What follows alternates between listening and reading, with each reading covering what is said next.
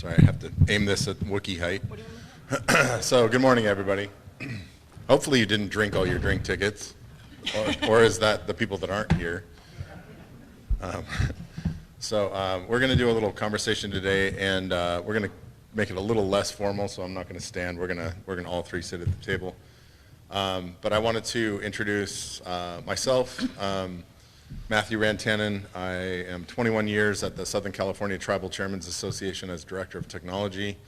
I helped build the Tribal Digital Village Network that serves 17 of those communities, which is served at the head end by fiber from CENIC, yay, and tail end from CenturyLink, and then everything in the middle is wireless. We've worked with a number of partners in this room. I see UCSB in the room and a few others, which we appreciate all the partnerships and such over the years. We have evolved into an era where I think we've never seen, and we will never see again, this influx of capital expenditure dollars coming from the federal government to support tribal. But we are in a situation where it sounds awesome, but it's like drinking from a fire hose because it's all coming at once, and it's also unbelievably not nearly enough. This has been mapped out by myself and others as far back as 2016, where there was a discovery of 8,000 missing middle miles, right, in the lower 48 states to get from fiber network that exists to a meaningful location on a reservation. So with 8,000 missing miles, you're in a roughly $1 billion problem already. So then we got $1 billion for broadband, but how are you going to solve that middle mile problem when that $1 billion is supposed to do both? Then you had half the tribes apply for $5.8 billion when there was only $1 billion to give. Now there's $2 billion more, but you're still in a deficit for what the first half of the tribes asked for. The second half of the tribes haven't even had a chance to ask yet. So if they come up with another, let's double that, let's say you're in the $10 billion range, we're really at a third of the problem or a third of the solution as far as the problem's concerned, right? You have a third of the money being allocated. Will all the third of that money actually make it to the tribal projects, or will it be swallowed up by consultants and those that see the opportunity to sneak in and help their own businesses grow at the same time? So we're a little concerned about how good it looks on paper versus what is actually happening. And we'll get to unfold some of that stuff in this conversation. I am a part of the Golden State Network, which is the third-party advisor to the California Department of Technology, and I'm working with and liaising with 109 tribes in California to be able to identify solutions with those tribes for connecting to the middle mile opportunity.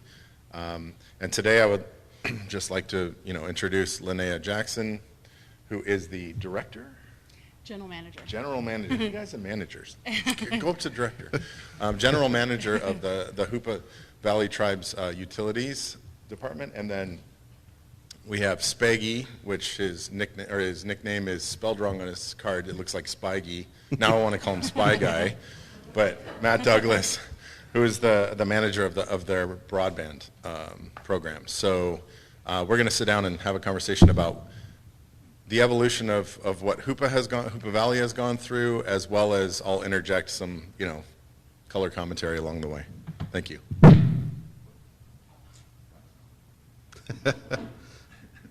Okay. So dive right in. Okay. So it's such a pleasure to be here. Again, my name is Linnea Jackson. I'm the general manager with Hoopa Public Utilities. Sorry. Move the mic forward. I just wanted to explain a little bit about our utility. We're a chartered entity of the tribe, and we've been around for 40 years.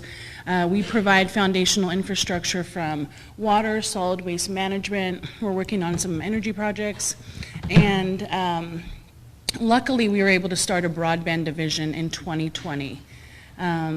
It's a pleasure to provide those critical services to our tribe.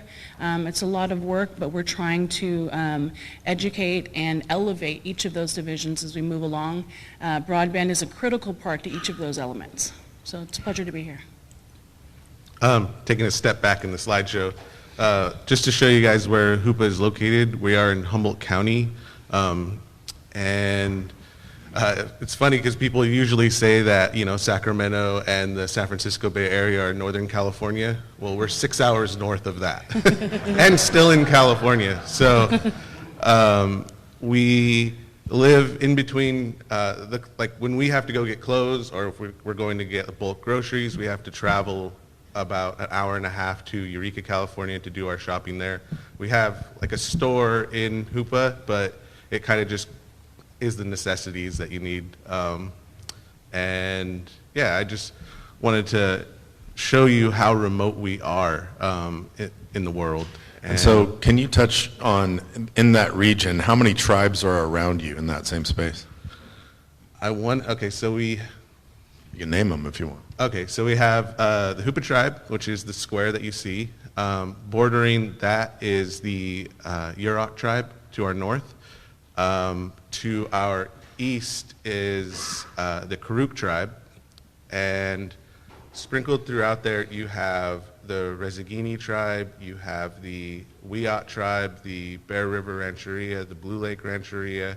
I'm probably forgetting some.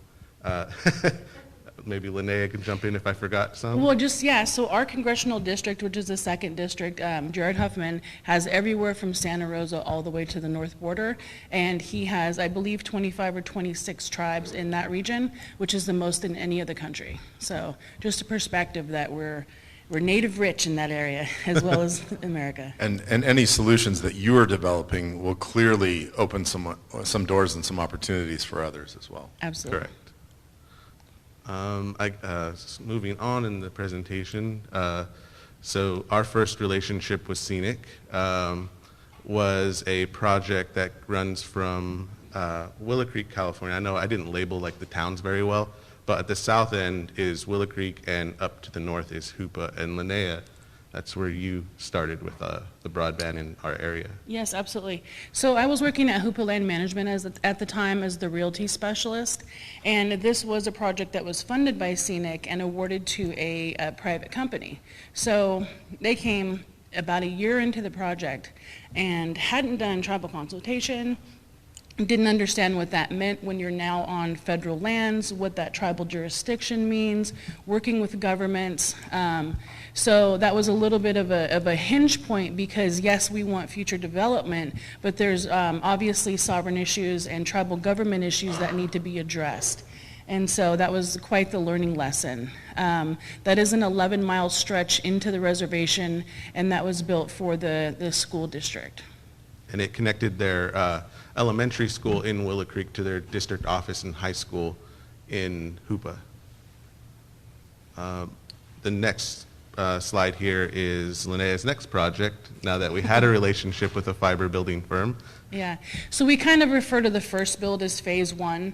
Phase 2 is the green section that you see. So again, without any fiber optic infrastructure in the valley, I was able to receive money from tribal departments. So our housing authority, Hoopa Land Management, forestry, the tribal council put in money to network, I believe, 41 tribal departments. And prior to being able to have this solution, the tribe was doing microwave wireless to get these departments connected. This map doesn't really do justice to the foliage. When most people consider trees, they consider pretty small trees. For us, we have Douglas firs that are like 60 to 80 years old that are just like getting huge. I have a picture the other day of a tree when we were kind of hiking around in the woods with one of my friends, and he was able to, he's 6 foot tall and his wingspan is like 6'3", and you can still see the edges of the trees in the picture. This is a Douglas fir, not like a redwood. Yeah. Yeah. These are wider than me. Yeah. And this is just a Douglas fir. It's not like a redwood or a sequoia, one of the trees that you know to be that big. So we have some pretty big obstacles to go through. So, Yeah, so the dark fiber made that wireless is line of sight. Yes. So that was an awesome solution to get the departments connected. So a little insight into why did you choose the Acorn as as your symbol? Just for fun. So there were previous departments that were working on broadband, and one of them was their Tribal Roads Department. Initially, they used BIA transportation funds so they could put traffic cameras up. But with that source of funding, it only allowed that one use. And there's only one pathway currently into the valley for backhaul, so it made sense for the utility to take it over and then reimburse those funds so it could be community-wide and tribal-wide. And the Acorn represents what? So we are Acorn people. It's one of our staple foods, just like a lot of tribes in California. Tannock is the creme de la creme of those. And when we were designing this, we also wear basket caps that are made of natural materials. And so I modeled it after one of my great-grandma's caps that she had woven. And so to get it kind of graphically clean and clear and concise, we kind of pared it down. But the Acorn cap is based off of a traditional cap that we wear. And I just wanted to illustrate how much, like, we're not choosing cutesy names, like, oh, acorn, how cute. It's actually very functional and very big part of the tribal culture in California. The acorn is a very staple ingredient in a lot of the things that the tribes in California do. So it's very relevant. And then I love the basket hat scenario. That's cool. And I added the Wi-Fi symbol. So, yeah. So actually, prior to working at Hoopa Valley Public Utilities, I was working at the medical center. And when COVID hit, we created a task force, which I was put in charge of the public information. And when we were going through trying to send out emails, trying to set up, we set up a website, a hotline. The hotline included pre-recorded audio of that day's report. We would update that daily. With that audio, we sent it to our local radio station, KIDE, so that they can play it periodically throughout the day so that the community can be updated. We created a podcast. It has since died, but it still remains if you wanted to search for the Hoopa OES podcast, and you can hear, like in the beginning, I was doing some updates, and then I hired staff to help do that. We tried mass emails, we tried text messages, Facebook, and essentially what we noticed was the analytics showed that we were only reaching around 5 to 7% of the population. And when we took a look at the CEDS, I forget what that actually stands for, but it's like an economic study. Comprehensive Economic Development Study. Yeah, it showed that the percentage of internet users in the valley matched with the analytics that were showing that were lacking in the 90%. So we convinced it was an easy job, but we convinced council to invest $2 million into CARES funding, which then went under, that investment went into the Public Utilities District, which started Acorn Wireless. And then that's when I moved from the OES team into the Public Utilities District to start the broadband division. And I guess for the next slides, I can just kind of jump through what that process was like. And Linnea could kind of jump in as well, where we kind of reached, I guess, had some issues along the way, but so here's what the backhaul looks like at the, to get into the valley. As you can see, we're starting out in Humboldt Hill, which is in Eureka, California. We had to get a link from Suddenlink, which is now Optimum Altice, and we have a 1 gigabit feed through their fiber at the Keat TV station. It's public TV. Then from there, we jump to Kneeland. This is one of the cooler towers because it has a view of the entire bay of the Humboldt Bay, and I really like being on the tower. Oh, by the way, even though I'm kind of big, I am one of our certified tower climbers. It takes me a little bit to get up there to do the work, but once I'm up there, I'm good. So this link from Humboldt Hill to Kneeland was one of our big lessons in FCC coordination, because we found out that the 2 radios at each end for licensed microwave were on the wrong sides. So it would have been awesome if we knew that before we went into production, but it didn't happen until after we had customers being served. And so we had to take our network down for maintenance in order to take these radios off the tower, run them to each end, and then bring them back up to be compliant with the FCC license that we had. And these two towers are on reservation, or these are rented towers that you use? these are rented off-res. Then from there, we have Horse Mountain, and Horse Mountain is the National Forest? U.S. Forest Service land. Yeah, so there are, this picture doesn't do it justice. There's about 8 towers that are located in this area, and all of them are trying to do some type of data transport. There's nothing really there, so it's just a relay site for everyone. What that means is that there is a bottleneck in frequency. So I told you at the beginning that we had a 1 gig circuit out in Eureka. This dropped it down to 850 megabytes because we didn't have the availability of frequency to get to the next hop. And recently, last week, I found out that I believe it's Cal OES and Humboldt OES that are actually going to be building more data paths through this location. So the frequency is going to be even more constrained. So that's one bottleneck that we have in our area, is that this is the only location to get from the coastal area with a point of presence with internet access into eastern Humboldt and where we're located. Also, this is the first site that we really had to understand instability of power and how to properly have like a generator battery backup and to be online consistently. People don't like it when you take their internet away once they get it, so this is one of our pain points. And moving on, this is the first tower that is actually on the reservation. It was supposed to be a repeater site for emergency two-way communications for our Forest Service, sheriffs, Highway Patrol, and the Tribal Police. It was not designed to hold the equipment that we were going to put on it. That's why you see the Sugar Pine 1.0, because in the future slide you'll see 2.0. And then I talked about the first one having unstable power sources.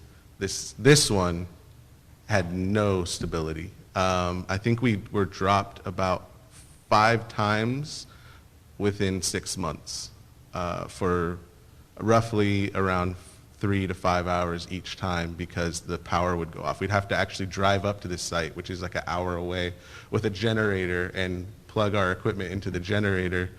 The solar array and battery power was not sufficient at this site, so we definitely needed to upgrade it. And moving on to our roads department, this is actually on the valley floor, and this is the last hop into the valley before we reach the dark fiber build that Linnea worked on to get back to our central office, to the heart of our network. And this tower was also not designed to have our equipment on it, so it sways in the wind, and it's actually to this day still our active last site. And so without going too technical, when it sways, this concept of modulation goes down, and so your overall throughput also goes down. So we have to figure out a way to stabilize that site, and we didn't have any remaining funds to do anything else. So the next big influx of funding, we wanted to move away from this site, and it will show you kind of in the not the next slide, but So long story short, without fiber access, fiber backhaul access at the reservation, it took 5 connections with wireless, which is not exactly stable, no, to supply backhaul to this reservation. So 5 connections, not to mention paying rent on towers, paying probably power supply, paying Forest Service permits and fees, an exorbitant amount of money just to get backhaul to this reservation, where there with the densification of fiber grid in the United States and in California, then all of a sudden all of this chaos goes away. Yeah, so we pay roughly $7,000 a month for 850 megs just to get that into the valley. Scale a network with that. And let's see. So kind of what this allowed us to accomplish was this slide shows what the current provider was able to accomplish with a 5 gigahertz point to multipoint on the Bald Hill cell phone tower. Once we were able to get into the valley, we were able to also add to tribal government vertical assets, such as our water tower and that roads tower that we saw previously, 5 gigahertz gear and 2.5 gigahertz gear. And that improved the signal strength drastically in the valley, and we were able to get what looks like 100% coverage in the valley. So some of you know, some of you don't. 2.5 gigahertz was educational broadcast spectrum that was recalled by the FCC, and there was a tribal priority window assigned to that where if tribes could opt in for that license if there was available spectrum over their land. We did a big push. The FCC assumed that there would be 12 applications for that. There were over 400 and nearly 400 assigned.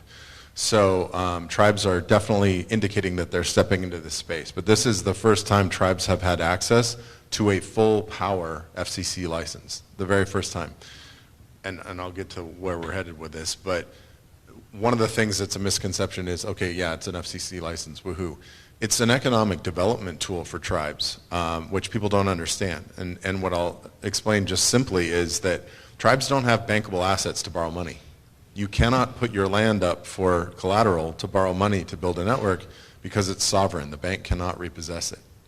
You wonder why a tribe has an economic development project, a casino or something, and people are still living in trailers, but you know that there's money flowing through that community. It's because the bank cannot repossess a stick-framed home on sovereign land, but they can repossess a trailer. So they'll loan on trailers all day long, so you can do modular homes or mobile homes or manufactured homes because they can take them away. Well, this is the first time tribes have access to a federal resource that is a bankable asset that they can put up as collateral against a loan. So it's very valuable. However, it's not enough spectrum to solve this problem. So the map looks really bitchin'. Mm-hmm. However, Yeah. can you explain to me how that is not really that cool? All right, so this is like how mapping is a lie, and this is how some providers may have said, I serve that community. So it took 7 2.5 gigahertz sectors to get this map.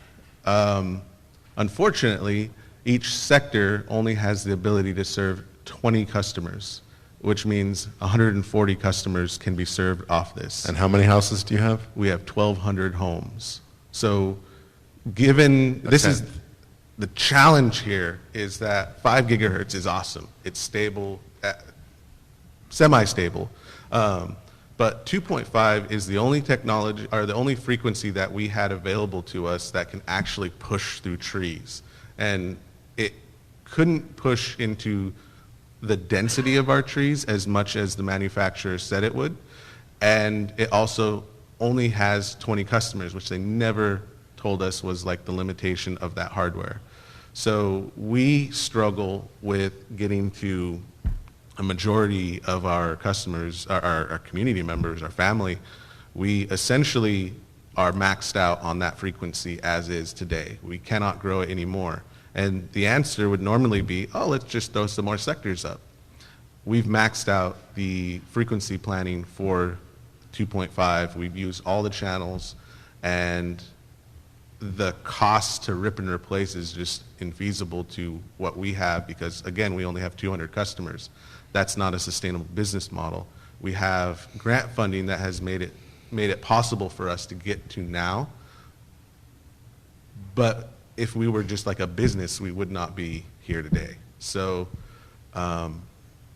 this is a big problem for us because we just can't make a mistake, and unfortunately the manufacturer we went with didn't realize how important it was for us not to get this wrong. And so moving forward, we've been doing much harder bench testing on the manufacturers that are proposing that they have a solution such as CBRS to make sure that it is a solution that we can grow with. But yeah, this is just an example. And that you're not the guinea pig running beta testing in the field to your customers. Yeah, the manufacturer gave us hardware with version 1.0 on the firmware. So we were definitely, us, the Yurok tribe, and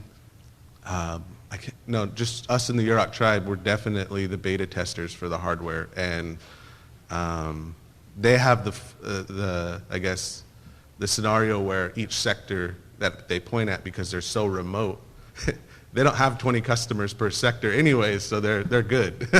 But in Hoopa, we're a lot more dense, so we definitely need something.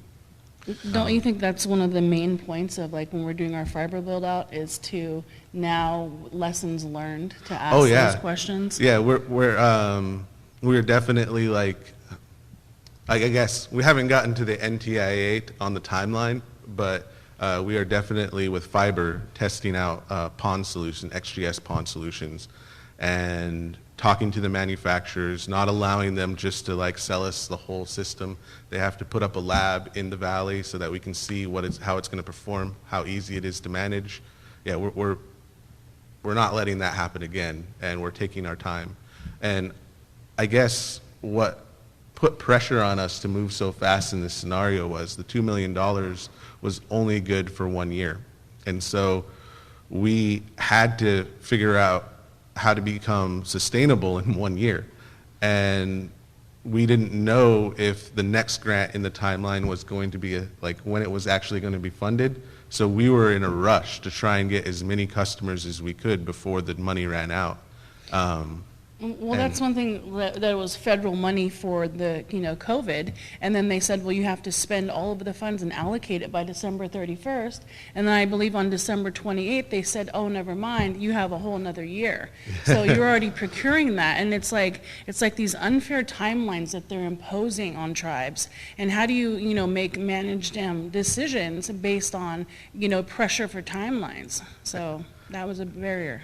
And that's similar with the frequency. So traditionally, if a company were to buy a frequency, they have 4 years, or I forget the 4 and 8. So 4 years to use it, 8 years to completely deploy. Yeah. And for tribes, for the 2.5 frequency, they gave us 2 and 4.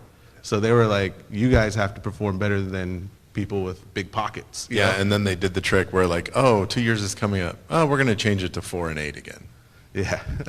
So scrambling around trying to set things up and get everything up at half the timeline that everybody else has, and then all of a sudden they forgive that timeline and make it the same as everyone else. We still don't understand.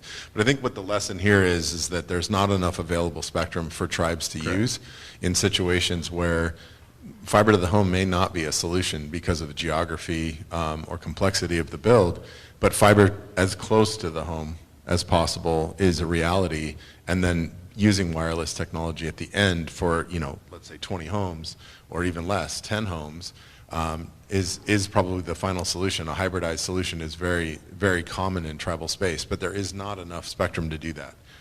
There's definitely not enough licensed spectrum. So we've been pushing very hard at the policy level to fight for a tribal priority window on spectrum anytime it does anything at the FCC. So if somebody's going to warehouse it, okay, tribal priority over their land. If somebody's going to reallocate it, tribal priority over their land, an opt-in process to be able to manage that spectrum, because nobody's intending to use that spectrum over tribal land anyway. So let's let the tribes have access to that spectrum so that they can actually have tools that they need to be able to fulfill these situations and solutions, at current standards. Let's get to 100 megs to the home, not creeping up to 25.3 and then having the threshold change again and then have to creep up to that number. Let's get to the point where we can actually allocate 100 megs to the home symmetrical, whether that be through fiber or wireless. But let's give enough of the resources to those tribes to have access to that. And the tribal priority window is the way we do that. One comment on that was that with the 2.5, we didn't even know that Spectrum had been licensed over the reservation until we started looking at that, and you're like, wow, these were allocated and there's no service being provided. So that started the whole journey of seeing who's allocated the Spectrum over tribal lands without any kind of knowledge or consultation. Yeah, and in San Diego County, it's very obvious as it's very densely populated near the coast and not populated, where the tribes live in the mountains and the valleys.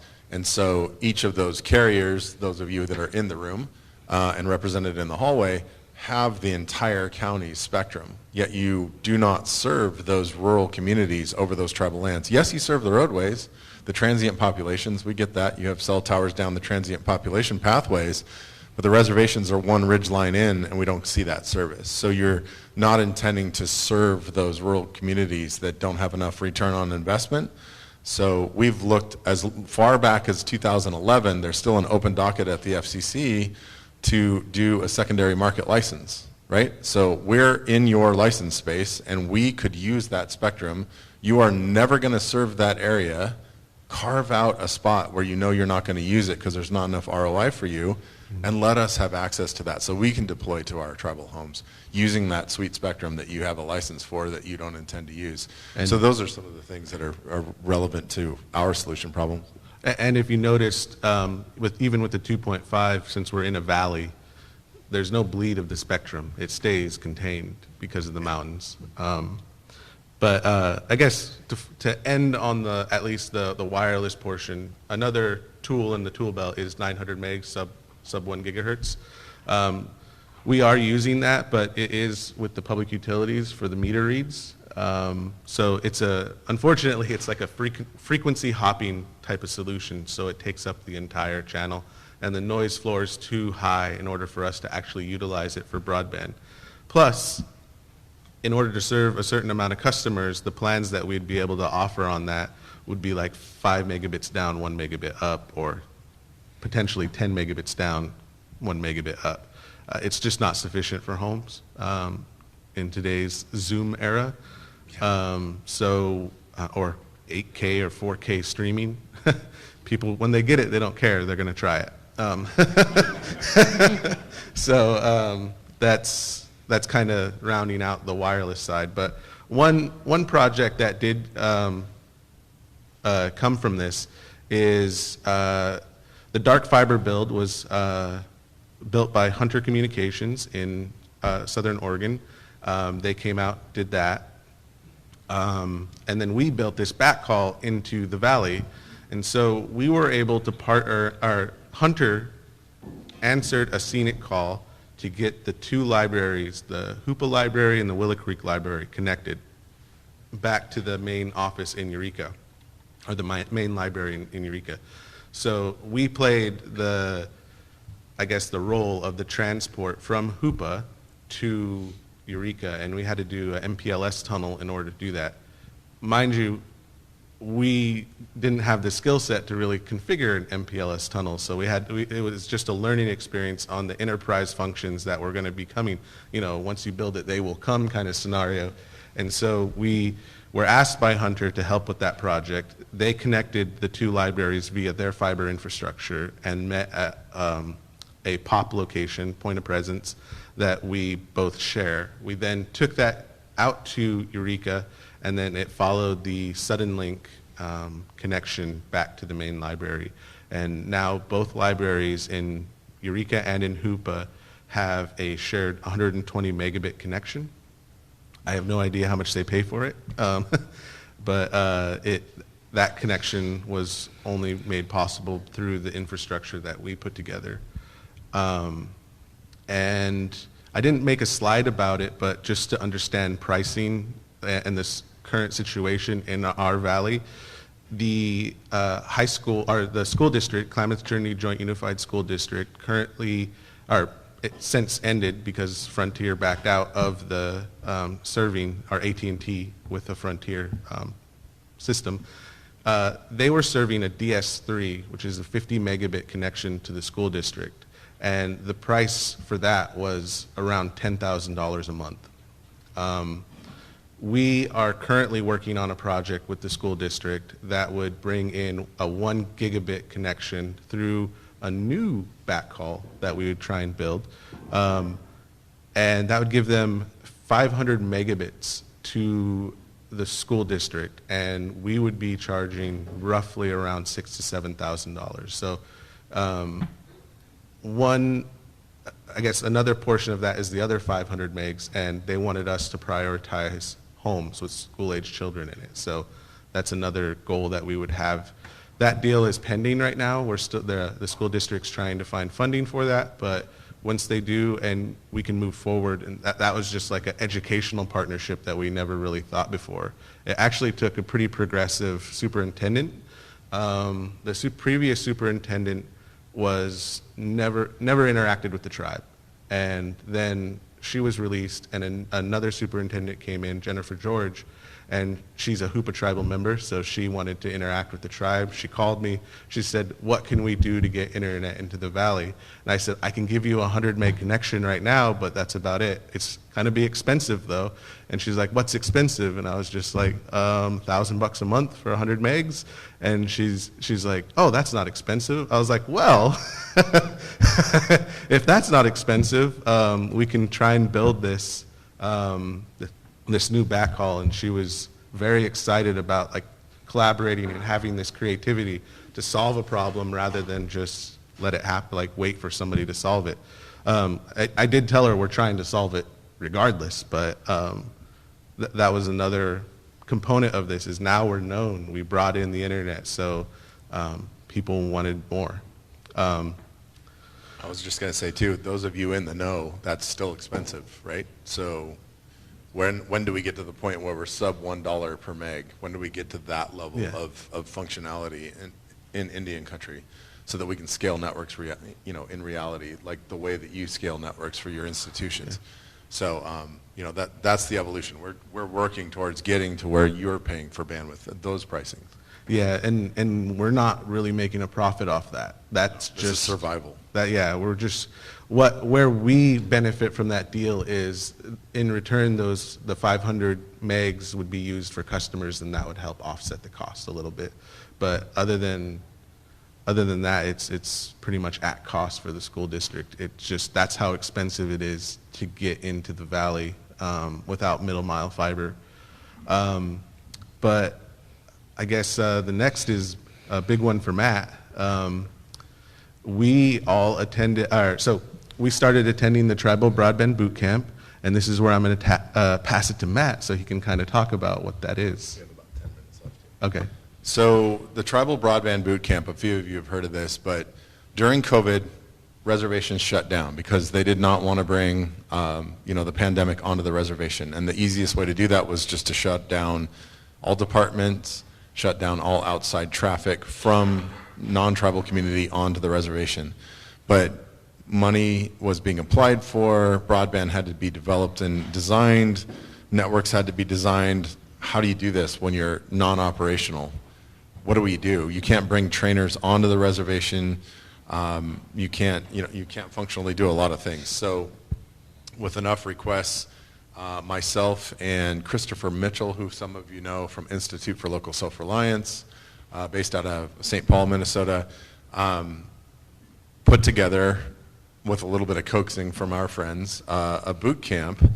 And we decided they decided without me and then convinced me that it would be a really cool idea to have it at my house. Because we wouldn't have to go to the reservations and expose anybody to the pandemic, expose the population base to the pandemic. We could take individuals off the reservation, bring them to my place, only expose me to the pandemic, which I'm vaxxed to the hilt and fairly cautious. And and we had a social distancing scenario at 35 acres, and we could set up some training facility space where everybody could get access to this. So Hoopa attended, UROC attended,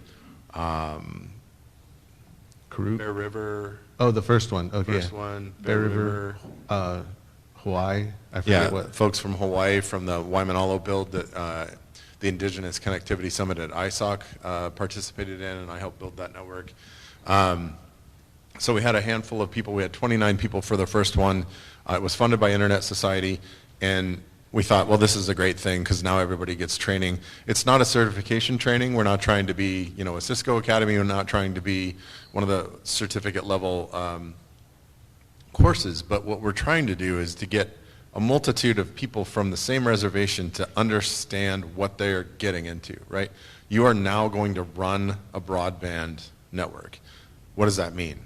How do you have to develop it as a business? Where does it sit in tribal government? Does it sit outside of tribal government? What are your opportunities for funding? What are your opportunities for federal, private, state funding? Where does your support lie in the infrastructure of the government? Where does your support lie in private foundation? Where does your support lie in peers that are doing the same thing, right? So what this boot camp allowed us to do was to get a bunch of people that have this similar problem together to be able to talk about their solutions and open each other's eyes to ideas that, SPEYGEE may not have had, but he came to the boot camp and he talked to somebody else that was doing something. He's like, oh, that'll work on my reservation. But then, and vice versa, when you share your description of what you're working on, it opens eyes for others. So it was really a community building effort to get those tribal communities working together. It went over pretty well. I mean, it was very well. Yeah. Very well received.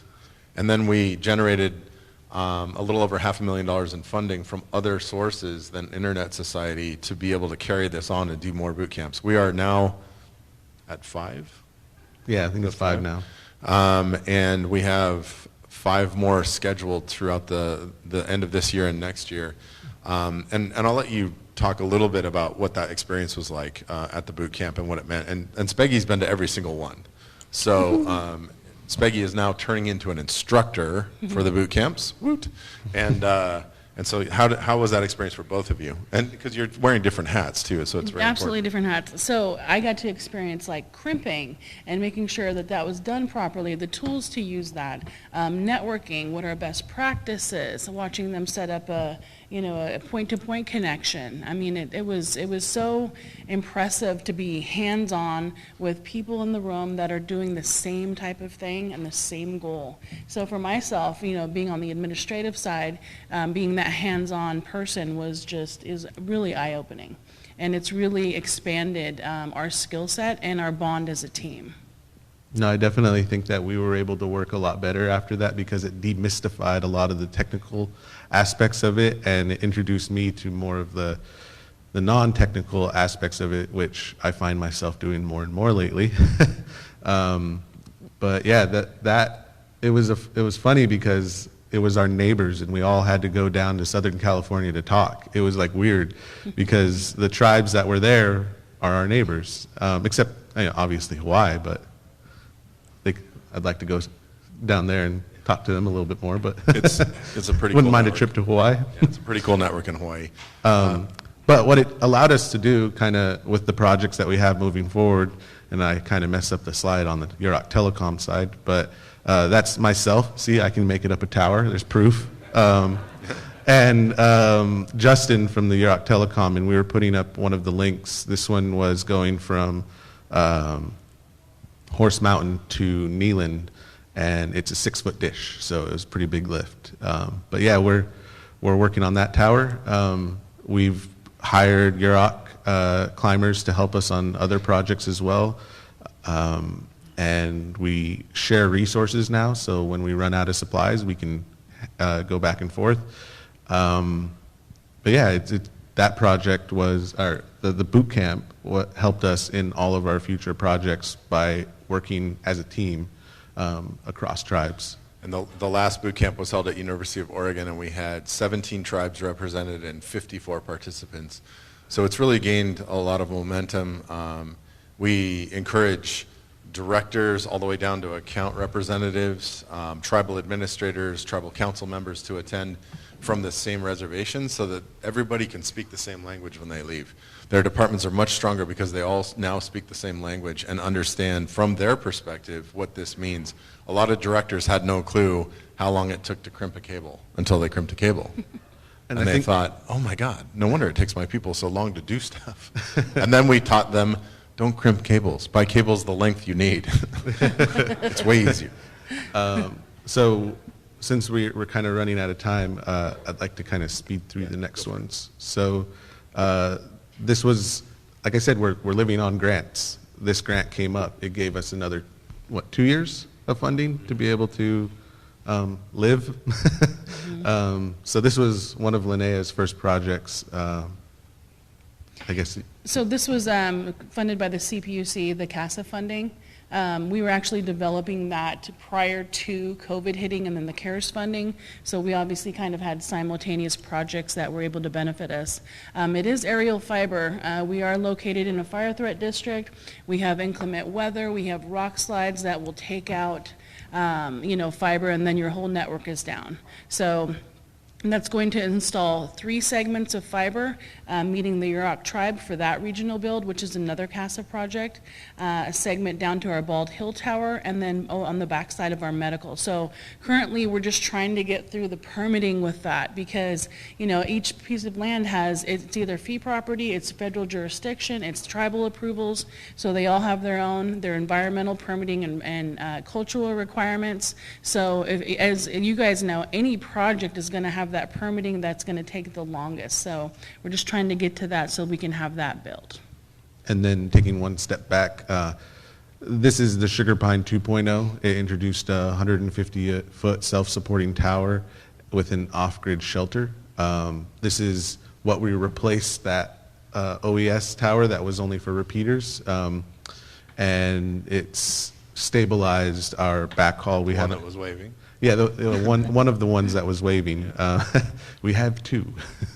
So this is one of the projects, and this is one where we brought the Yurok crew in to help stack the tower. So this is prior to me and my colleague having our certificates to climb. So, and then skipping ahead is the NTIA Tribal Broadband Connectivity Program.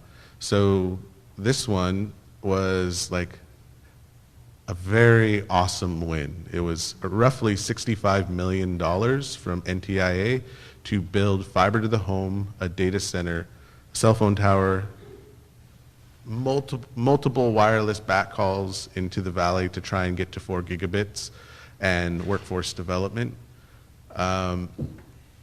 This one was crazy because it had such a short timeline. And then the next slide kind of shows what we're trying to do with the fiber. These are proposed conduit routes. And fun fact about that, there was no engineering firm that was willing to take on our project because NTIA had such a short timeline on their application process, and they required a shovel-ready project. And so all of those lines, I had to stay up every night for like a month to try and get everything right and find the different installation methods that are used most commonly and build like a proposal so that we can at least submit it. Faked it till I made it, and luckily it was good enough to make it through. Trial by fire. Yeah.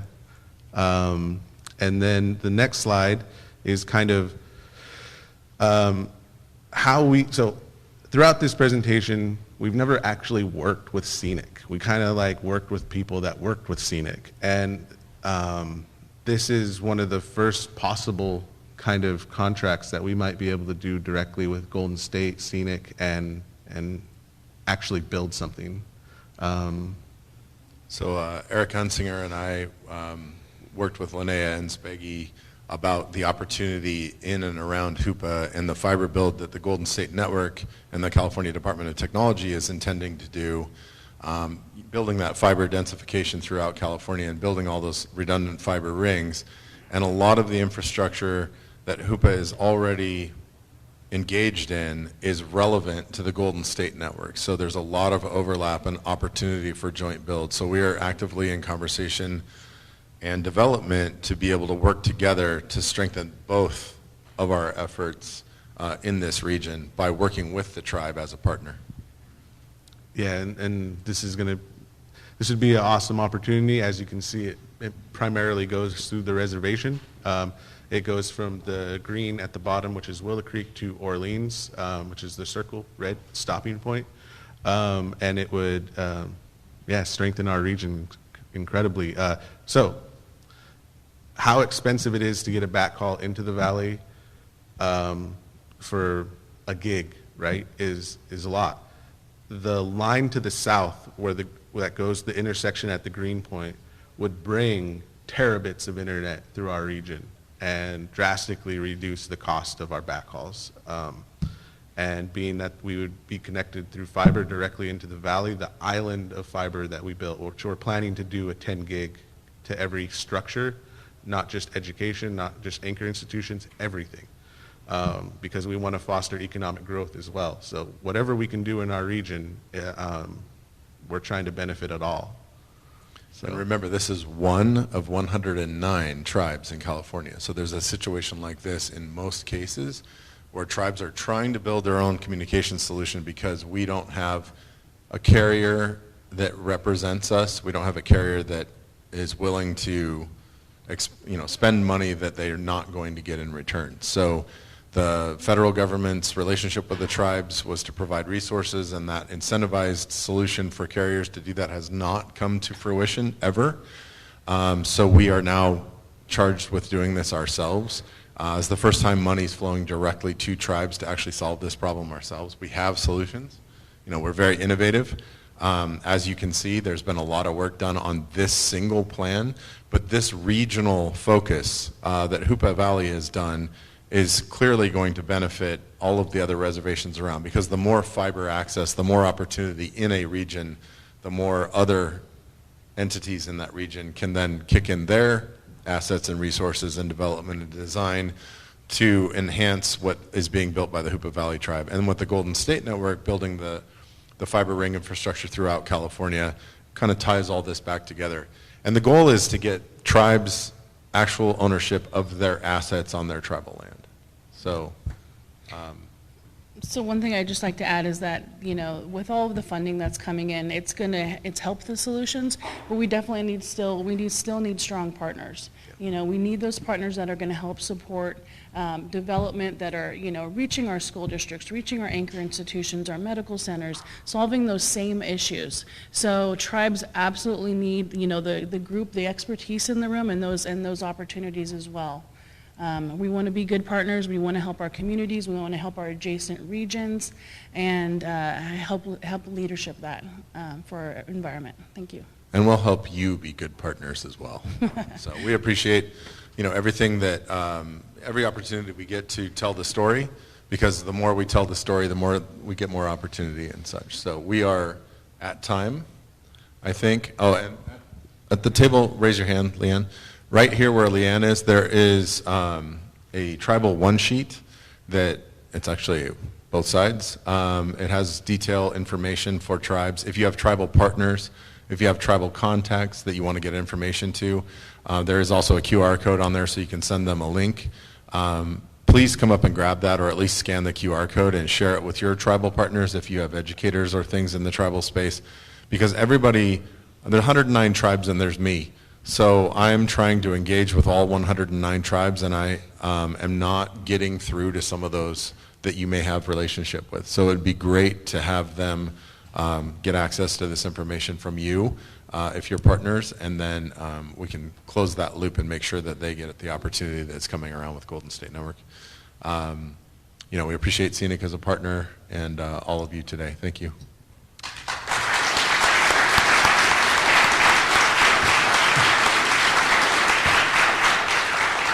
So we really don't have time for a full Q&A session, but I would encourage you to take the conversation out into the hallway and approach any of our speakers with your questions, and we'll get set up for our next sessions, which will be in breakout. Thank you.